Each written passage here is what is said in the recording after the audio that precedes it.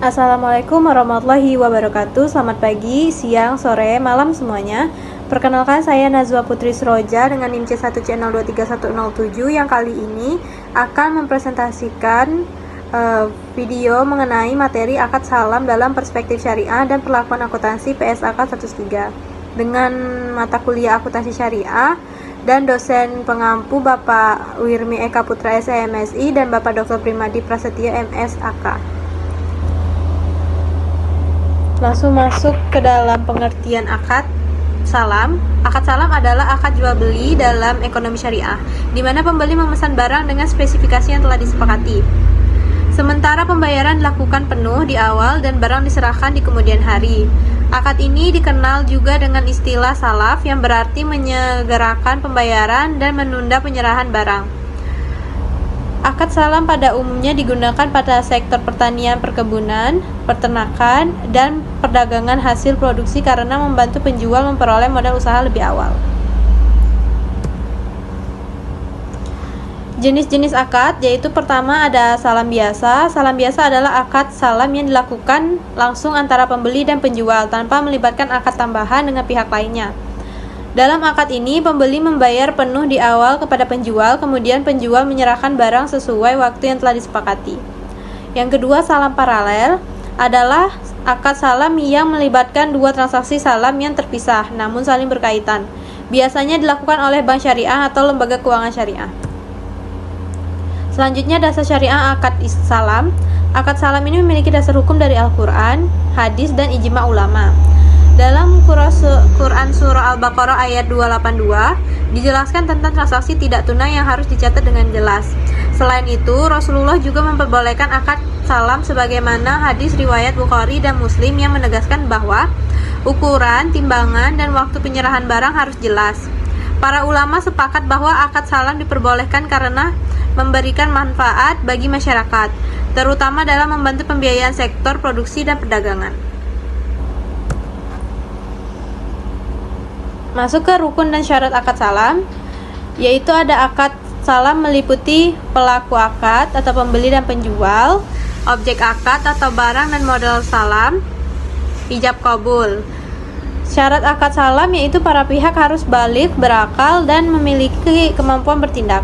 Pembayaran harus dilakukan penuh di awal akad, barang harus jelas jenis, kualitas, jumlah, dan waktu penyerahannya.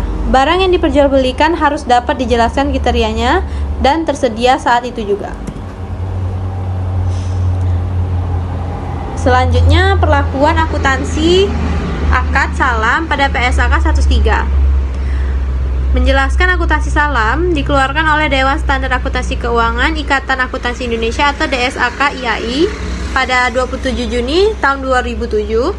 PSAK 103 menggantikan pengaturan mengenai akuntansi salam dalam PSAK 59, yaitu akuntansi perbankan syariah yang dikeluarkan pada 1 Mei tahun 2002. Yang pertama, untuk akuntansi pembeli, piutang salam diakui pada saat modal usaha salam dibayarkan atau dialihkan kepada penjual.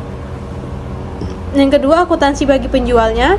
Kewajiban salam diakui pada saat penjual menerima modal usaha salam sebesar modal usaha salam yang diterima. Kewajiban salam dihentikan pengakuannya pada saat penyerahan barang kepada pembeli. Penjual menyajikan modal usaha pada salam yang diterima. Selanjutnya, ilustrasi kasus akad salam.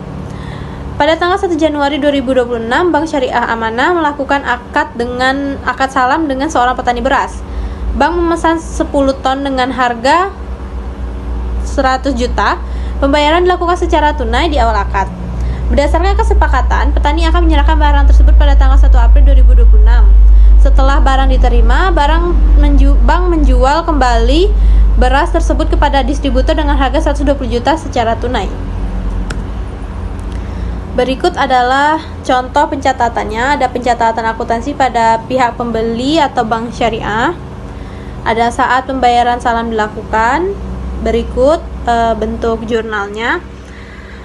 Dan saat barang diterima pada tanggal 1 April. Berikut contoh jurnalnya. Selanjutnya, saat barang dijual kembali pada tanggal 5 April. Dan pengakuan harga pokok penjualan. Selanjutnya untuk perhitungan keuntungan bagi bank syariah yaitu 120 juta dikurang dengan 100 juta, jadi untungnya 20 juta. Nah, untuk pencatatan akuntansi pada pihak penjual atau petani ada saat menerima pembayaran saham yaitu pada 1 Januari 2026. Berikut contoh.